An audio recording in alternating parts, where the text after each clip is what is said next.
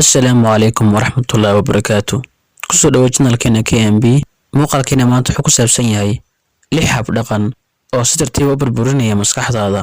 Dabcan way jiraan kuwa kaleeto, balse waxaan hadda soo qaadanaynaa intii ugu muhiimsaneed ama aan in badan laga hadal.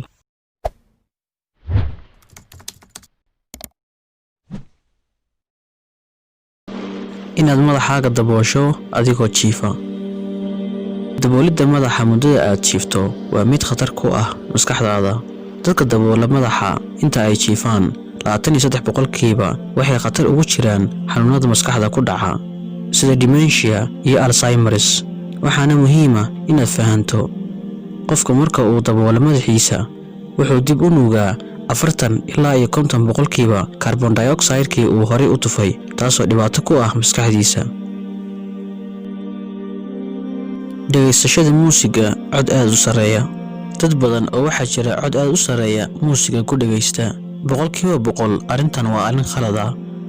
Ka sokow inta aan maskaxdaada la gaarin, sawaxanka muusigu wuxuu wax u dhimayaa dhagahaaga, wuxuuna dhaawac aan laga soo kaban karin gaarsiinayaa maskaxda, taasoo ugu dambeyn kugu sababi karta ilowsho degdeg ah. Heer ay macquul tahay inaad ilowdo wax daqiiqado ka hor lagu yiri amaba aad samaysay. Cabista sigaarka. Cilmi baarisyo la sameeyay waxay sheegayaan cabista sigaarku inuusan kaliya dhaawicin beerka iyo sambabada, oo xitaa dhaawac u geysto maskaxda. Sigaarku wuxuu leeyahay maado la yiraahdo nicotine, taasoo nusqaamisa maskaxda qofka bini'aadanka. Cunista sonkor aad u badan. Qaadashada sonkor aad u badan muddo dheer waxay dhibaataysaa awoodda jidhka uu ku qaadan lahaa borotiinada iyo nafaqooyinka. Arrintan oo maskaxda ku keenta nafaqa darro, yaraysana korriinka maskaxda.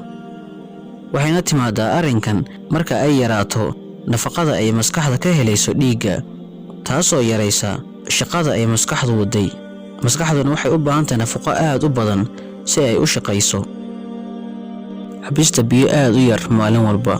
Maskaxdeena waxay 80% ka samaysan tahay biyo. Sidoo kale maskaxdeena waxay rabtaa biyo ku filan si ay si fiican ugu fikirto, shaqadeedana xoogga u saarto. Sidaas daraadeed waxaa muhiim ah inaad cabto biyo kugu filan. Maalin walba inaad cabto biyo kugu filan waxay xitaa muhiim u tahay jidhkeena si uu si fiican ugu shaqeeyo. Dadka qaar ma jecla inay cabaan biyaha mar walba, waxayna cabaan kaliya marka ay ooman yihiin. Taasina waa mid khalad ah, waayo dheefshiidkeena oo dhani wuxuu ku shaqeeyaa biyo. Ugu yaraana waa inaad maalintii cabto 2 litir oo biyo ah. Hurdada yar. Cilmi baarisyo badan ayaa waxay soo saareen in maskaxdu ay iska nadiifiso sunta kaliya inta uu qofku hurdo. Hurdada yarina waxay ku sababi kartaa inay dhintaan unugyada maskaxda qaarkood, taasoo keenaysa inay daciifto maskaxdu, yaraatana awoodeedu. Sidoo kale hurdada yari waxay kor u qaadaa xanuunadii aan horey u soo sheegnay sida Alzheimer's iyo xanuunada neerfaha. Waa guntii iyo gabagabadii muuqaalkeena. Fadlan hoos nagula wadaag haddii qodobadan soo sheegnay mid ka mid ah ama qaar ka mid ah ay dabeecadaadu tahay ama aad samayso. Sidoo kale nala wadaag haddii aad taqaano waxyaabo kale oo dhibaateeya maskaxda qofka. Haddii aad taqaano qof sameeyo arrimaha aan horey u soo sheegnay, fadlan la wadaag muuqaalkan sababtoo ah wuu anfici doonaa. Haddii aad nagu cusub tahayna nagu soo biir. Muuqaalada noocan oo kaleeto haddii aad xiisaysana nagula wadaag commentiga si aan u soo badino. mahadsanid.